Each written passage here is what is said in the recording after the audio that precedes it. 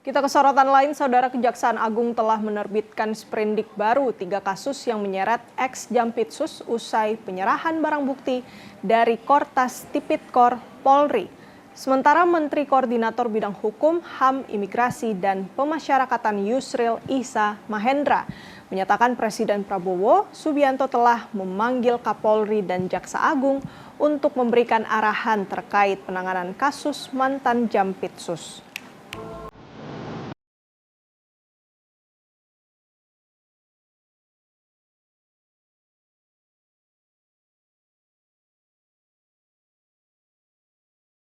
Kejaksaan Agung mengeluarkan 3 sprindik baru untuk mengusut kasus dugaan korupsi tata kelola pasokan batu bara PLTU, PT Asabri, dan PT Krakatau Steel yang menjerat mantan Jampitsus Febri Adriansyah.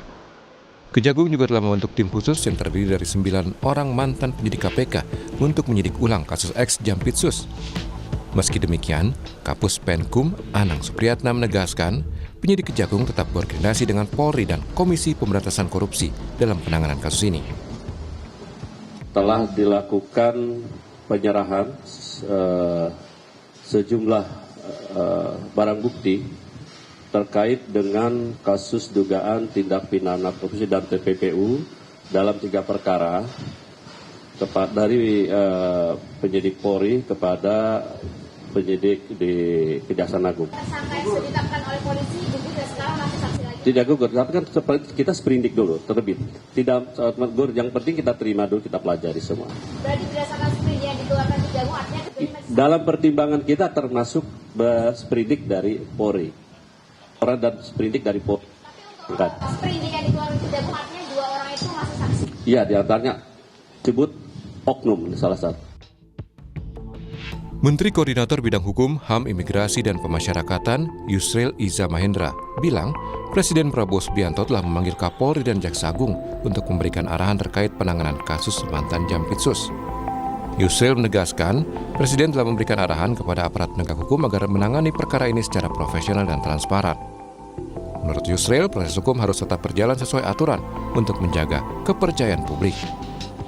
Bapak Presiden tidak tinggal diam menghadapi semua ini. Nah, karena itu beliau memanggil Kapolri, memanggil Jaksa Agung, dan memberikan arahan kepada mereka apa yang harus dilakukan.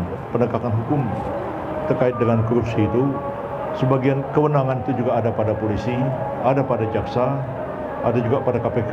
Tiga institusi ini sama-sama memiliki kewenangan. Diperlukan satu sikap ekstra hati-hati. Dan ketika para jaksa yang sekarang ini menerima pelimpahan untuk menangani perkara ini, untuk melakukan penyidikan lanjutan setelah ditetapkan sebagai tersangka, tetap harus memegang teguh kaidah-kaidah hukum terkait dengan penegakan hukum di bidang korupsi itu untuk membangun kepercayaan seluruh lapisan masyarakat. Sementara Direktur Eksekutif Amnesty International, Usman Hamid, bilang kasus ini Presiden perlu turun tangan karena menyeret nama besar dalam Korps Adiaksa.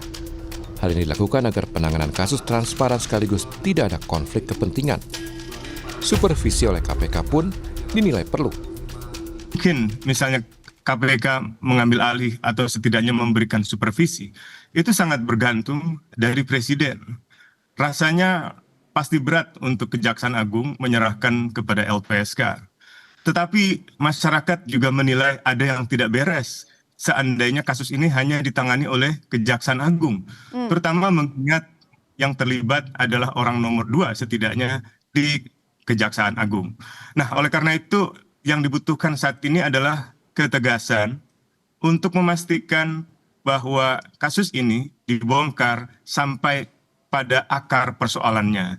Jadi misalnya, kalau memang keterlibatan Jampitsus ini sudah tidak lagi bisa dibantahkan, segera tahan, dan sebaiknya Kejaksaan Agung tidak memasuki wilayah ini sehingga akan meragukan kepercayaan masyarakat karena konflik kepentingan itu. Publik pun menanti penanganan kasus ini, terlebih pemeriksaan terhadap mantan Jampitsus Febri Adriansyah yang hingga kini belum ditahan meski sudah berstatus tersangka. Tim Liputan Kompas TV.